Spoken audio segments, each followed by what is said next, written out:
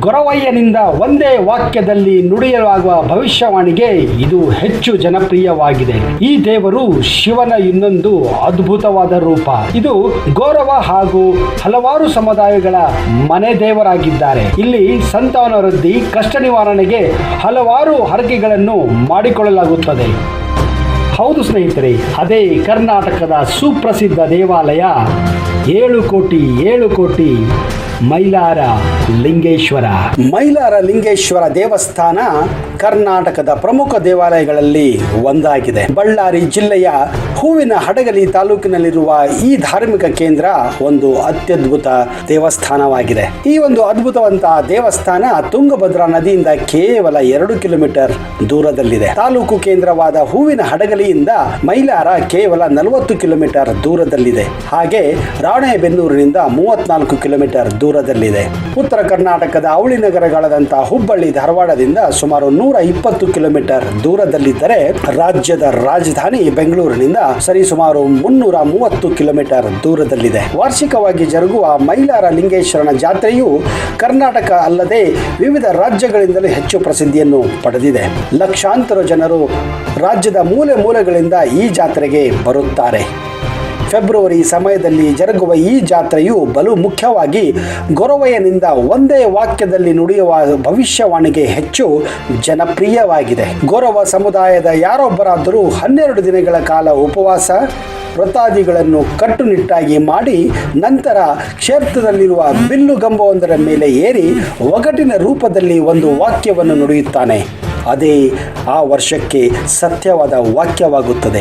ಈ ವಾಕ್ಯವನ್ನು ಸಮರ್ಥವಾಗಿ ಅರ್ಥೈಸಿಕೊಂಡರೆ ಭವಿಷ್ಯ ಏನೆಂದು ಗೊತ್ತಾಗುತ್ತದೆ ಎಂದು ಇಲ್ಲಿನ ಜನರ ನಂಬಿಕೆಯಾಗಿದೆ. ಹೀಗೆ ಮೈಲಾರವು ಮೈಲಾರ ಲಿಂಗೇಶ್ವರಿಂದಾಗಿ ಧಾರ್ಮಿಕ ಮಹತ್ವವುಳ್ಳ ಕ್ಷೇತ್ರವಾಗಿದ್ದು ಭಕ್ತಾದಿಗಳನ್ನು ಎಲ್ಲೆಡೆಯಿಂದ ಆಕರ್ಷಿಸುತ್ತದೆ. ಗೊರವರಿಗೆ ಹೊಂದಿಕೊಂಡಂತೆ ಮೈಲಾರ ಲಿಂಗೇಶನ ಕುರಿತು ಒಂದು ಅದ್ಭುತವಾದ ದಂತಕಥೆ ಇದೆ. ಹಿಂದೆ ಮಲ್ಲಾಸುರ ಹಾಗೂ ಮಣಿಕಾಸುರ ಎಂಬ ದಾನವರು ಸಹೋದರಿದ್ದರು. ಬ್ರಹ್ಮನ ಕುರಿತು ಕಠಿಣವಾದ ತಪಸ್ಸಗೈದ ಈ ಇಬ್ಬರು ದಾನವರು ತಮಗೆ ಯಾವೊಬ್ಬ ಮನುಷ್ಯನಿಂದಲೂ ಸಾವು ಅಥವಾ ಅಪಾಯ ಸಂಭವಿಸದಂತೆ ವರ ಪಡೆದಿದ್ದರು. ಇದರಿಂದ ಹೆಚ್ಚು ಶಕ್ತಿಶಾಲಿಯಾದ ಆ ದಾನವರು ಹಿಂದೆ ಮುಂದೆ ಯೋಚಿಸದೆ ಜನ ಋಷಿ ಮುನಿಗಳನ್ನೆಲ್ಲ ತೊಂದರೆ ಕಿರುಕುಳ ಕೊಟ್ಟು ಸಾಯಿಸುತ್ತಿದ್ದರು. ಇದರಿಂದ ಬೇಸತ್ತ ಎಲ್ಲರೂ ಶಿವನ ಮೊರೆ ಹೋದರು. ಶಿವನು ಮೈಲಾರನಾಗಿ ಜನ್ಮ ಪಡೆದು 7 ಕೋಟಿ ಗೊರವರನ್ನು ಕಲೆ ಹಾಕಿ ದೈತ್ಯರೊಂದಿಗೆ ಯುದ್ಧ ಮಾಡಿ ಆ ಯುದ್ಧವನ್ನು ಗೆದ್ದನು. ಅಂದಿನಿಂದ ಗೊರವರ ಪಾಲಿಗೆ ಆರಾಧ್ಯ ದೈವನಾದ ಮೈಲಾರ ಲಿಂಗೇಶನು ಪ್ರಸಿದ್ಧನಾಗಿದ್ದಾನೆ. ಅದಕ್ಕೆ ಮೈಲಾರ ಲಿಂಗೇಶನವನ್ನು ಜಪಿಸುವಾಗ 7 ಕೋಟಿ ಎಂದು ಹೇಳುತ್ತಾರೆ. ಮೈಲಾರ ಸುತ್ತಮುತ್ತ ಕುರುವತ್ತಿ ಬಳ್ಳಾರಿ ಜಿಲ್ಲೆಯ ಒಂದು ಐತಿಹಾಸಿಕ ಹಾಗೂ ಪವಿತ್ರ ಪುಣ್ಯಕ್ಷೇತ್ರವಾಗಿದೆ. ಕುರುವತ್ತಿ ಪಶ್ಚಿಮ ವಾಹಿನಿ, ದಕ್ಷಿಣ ಕಾಶಿ ಎಂದೇ ಕರೆಯಲ್ಪಡುತ್ತದೆ. ಇದು ತುಂಗಭದ್ರಾ ನದಿಯ ತಟದ ಮೇಲಿರುವ ಒಂದು ಮನೋಹರ ಪವಿತ್ರ ಪುಣ್ಯಕ್ಷೇತ್ರವಾಗಿದೆ. ಮಲ್ಲಿಕಾರ್ಜುನ ಸ್ವಾಮಿ ನೆಲೆಸಿದರೆ ಜೊತೆಗೆ ಇಲ್ಲಿ ಬಸವೇಶ್ವರನಿಗೂ ಅಂದರೆ ಬಸವಣ್ಣನಿಗೂ ಕೂಡ ಅಷ್ಟೇ ಪ್ರಸಿದ್ಧಿಯನ್ನು ಹೊಂದಿದೆ. ಕುರುವತ್ತಿಯನ್ನು ತ್ರಿಪುರ ದಹನ ಕ್ಷೇತ್ರವೆಂದು ಕರೆಯುತ್ತಾರೆ.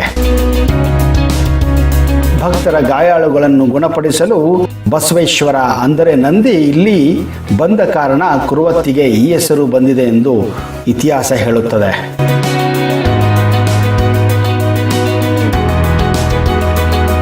ಮಲ್ಲಿಕಾರ್ಜುನ ದೇವಾಲಯಕ್ಕೆ ಅಭಿಮುಖವಾಗಿರುವ ನಂದಿ ವಿಗ್ರಹವು ಸುಮಾರು 6 ಅಡಿ ಏಕಶಿಲಾ ಮೂರ್ತಿಯಾಗಿದೆ. ಇದು ಭಕ್ತರ ಬಾಯಲ್ಲಿ ಕುರುವತ್ತಿ ಬಸವಣ್ಣನೆಂದೇ ಪ್ರಸಿದ್ಧನಾಗಿದ್ದಾನೆ.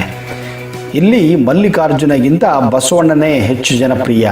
ಇಲ್ಲಿಯ ಬಸವಣ್ಣನಿಗೆ ಪ್ರತಿ ಸೋಮವಾರ ಅಮಾವಾಸ್ಯೆ ದಿನಗಳಂದು ವಿಶೇಷ ಪೂಜೆ ಸಲ್ಲಿಸುವುದರಿಂದ ದೇಹದ ಮೇಲಾಗುವ ಕುರು ಅಂದರೆ ಹುಣ್ಣುಗಳು ವಾಸಿಯಾಗುತ್ತೆಂಬ ನಂಬಿಕೆ ಇದೆ.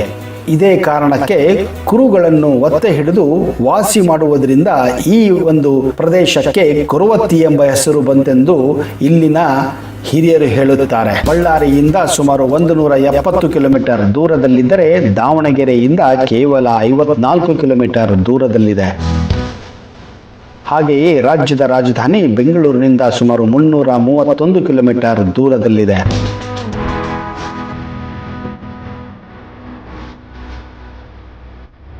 ಕುರುವತ್ತಿಗೆ ಅತಿ ಹತ್ತಿರವಾದ ರೈಲ್ವೆ ನಿಲ್ದಾಣ ಎಂದರೆ ಅದು ರಾಣೆಬೆನ್ನೂರಿನ ರೈಲ್ವೆ ನಿಲ್ದಾಣ ಆಗಿದೆ.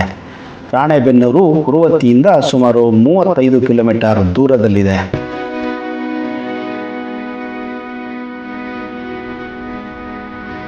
ಹಾಗೆಯೇ ಅತ್ಯಂತ ಹತ್ತಿರದ ವಿಮಾನ ನಿಲ್ದಾಣ ಎಂದರೆ ಅದು ಹುಬ್ಬಳ್ಳಿಯ ವಿಮಾನ ನಿಲ್ದಾಣವಾಗಿದೆ.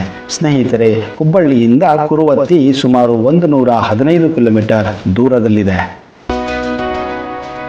ಪಶ್ಚಿಮಾಭಿಮುಖವಾಗಿ ಹರಿಯುವ ತುಂಗಭದ್ರಾ ನದಿಯ ತೀರದ ಕುರುವತ್ತಿಯಲ್ಲಿ ನಂದಿ ಜೊತೆ ಶಿವನು ಮಲ್ಲಿಕಾರ್ಜುನ ರೂಪದಲ್ಲಿ ನದಿಯ ತೀರದ ಗುಂಡಿ ಅಂದರೆ ವರ್ತಿಯಲ್ಲಿ ಉದ್ಭವವಾಗಿ ಕುರುವತ್ತಿಯ ಆಸುಪಾಸಿನಲ್ಲಿ ಇರುವ ತ್ರಿಪುರಗಳಾದಂತಹ ಚೌಡಯ್ಯದಾಸಪುರ, ನರಸಿಂಹಪುರ, ಚಂದಾಪುರಗಳಲ್ಲಿ ವಾಸಿಸುತ್ತಿದ್ದ ರಾಕ್ಷಸರನ್ನು ನಾಶ ಮಾಡಿದನೆಂದು ಪುರಾಣಗಳು ಹೇಳುತ್ತವೆ.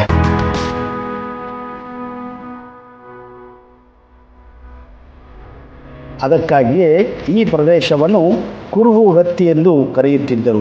ಕಾಲಕ್ರಮೇಣ ಕಾಲ ಕಳೆದಂತೆ ಇದು ಕುರವರ್ತಿ, ನಂತರ ಕುರವತ್ತಿ, ಹಾಗೆಯೇ ಇವತ್ತು ಇದು ಕುರುವತ್ತಿ ಎಂದು ಕರೆಯಲ್ಪಡುತ್ತದೆ. ಇತಿಹಾಸದ ಪ್ರಕಾರ ಕಲ್ಯಾಣಿ ಚಾಲುಕ್ಯರ ಕಾಲದಲ್ಲಿ ಹಿಂದೆ ಕುರುವತ್ತಿ ಒಂದು ಪ್ರಸಿದ್ಧ ಪಟ್ಟಣವಾಗಿತ್ತು. ದೊರೆ 1ನೇ ಸೋಮೇಶ್ವರನು ಗುಣಪಡಿಸಲಾಗದ ಕಾಯಿಲೆಯಿಂದ ಬಳಲುತ್ತಿದ್ದಾಗ ಕುರುವತ್ತಿಗೆ ಬಂದು ಮಲ್ಲಿಕಾರ್ಜುನನಿಗೆ ಪೂಜೆ ಸಲ್ಲಿಸಿ ಬಡ ಬಗ್ಗರಿಗೆ ದಾನ ಧರ್ಮಗಳನ್ನು ಮಾಡಿದನಂತೆ. ನಂತರದ ದಿನಗಳಲ್ಲಿ ಇಲ್ಲಿ ಹರಿಯುವ ತುಂಗಭದ್ರಾ ನದಿಯಲ್ಲಿ ಮುಳುಗಿ ದೇಹತ್ಯಾಗ ಮಾಡಿದನಂತೆ. ಆ ಕಾರಣದಿಂದಲೇ ಇಲ್ಲಿರುವ ಮಲ್ಲಿಕಾರ್ಜುನ ದೇವಾಲಯದಲ್ಲಿ 1ನೇ ಸೋಮೇಶ್ವರನ ಮೂರ್ತಿಯನ್ನು ಕೆತ್ತನೆ ಮಾಡಿ ಇಡಿಸಲಾಗಿದೆ. ಈ ದೇವಾಲಯವನ್ನು ಸಂಪೂರ್ಣವಾಗಿ ಬೆಣಚು ಕಲ್ಲಿನಿಂದಲೇ ನಿರ್ಮಾಣ ಮಾಡಲಾಗಿದೆ. ಸಾಮಾನ್ಯವಾಗಿ ಚಾಲುಕ್ಯರು ನಿರ್ಮಿಸುವ ದೇಗುಲಗಳು ಏಕಕೂಟ ಮತ್ತು ದ್ವಿಕೂಟಗಳಲ್ಲಿರುತ್ತವೆ. ಏಕಕೂಟ ಎಂದರೆ 1 ಶಿಖರ, ದ್ವಿಕೂಟ ಎಂದರೆ 2 ಶಿಖರ ಇರುವ ದೇವಾಲಯಗಳಾಗಿವೆ. ಅದರಂತೆ ಈ ದೇವಾಲಯವು ಏಕಕೂಟವಾಗಿದ್ದು ಮಹಾಶಿಖರವನ್ನು ತುದಿಯಲ್ಲಿ ಕಳಸವನ್ನು ಹೊಂದಿದೆ. ಈ ದೇವಾಲಯಕ್ಕೆ 3 ಪ್ರವೇಶ ದ್ವಾರಗಳು ಮತ್ತು 3 ನವರಂಗಗಳಿವೆ.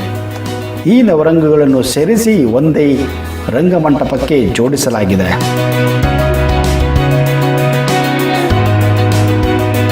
ಒಂದು ಐತಿಹ್ಯದ ಪ್ರಕಾರ ಶಿವ ಒಬ್ಬ ರಾಕ್ಷಸನನ್ನು ಇದೇ ಜಾಗದಲ್ಲಿ ಸಂಹರಿಸಿ ಲಿಂಗ ರೂಪದಲ್ಲಿ ಮಲ್ಲಿಕಾರ್ಜುನ ಸ್ವಾಮಿಯಾಗಿ ನೆಲೆಸಿರುವುದು ನೀವು ಕಾಣಬಹುದು.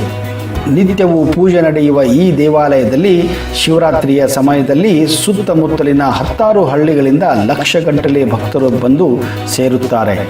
ಈ ಸಂದರ್ಭದಲ್ಲಿ ವಿಶೇಷವಾದ ಅಭಿಷೇಕಗಳು ನಡೆಯುತ್ತವೆ. ಶಿವರಾತ್ರಿಯ ರಥೋತ್ಸವವು ಅತ್ಯಂತ ವಿಶೇಷವಾಗಿದ್ದು ತೇರು ಎಳೆಯುವ ಸಮಯದಲ್ಲಿ ಮಾಘ ನಕ್ಷತ್ರ ಇರಬೇಕು ಹಾಗೂ ನಂದಿಯ ವಿಗ್ರಹವನ್ನು ತೇರಿನ ಮುಂದೆ ತಂದು ಇಟ್ಟಾಗ ಮಾತ್ರ ತೇರು ಮುಂದೆ ಚಲಿಸುತ್ತದೆ ಎಂಬ ನಂಬಿಕೆಯು ಇಲ್ಲಿನ ಭಕ್ತರಲ್ಲಿದೆ.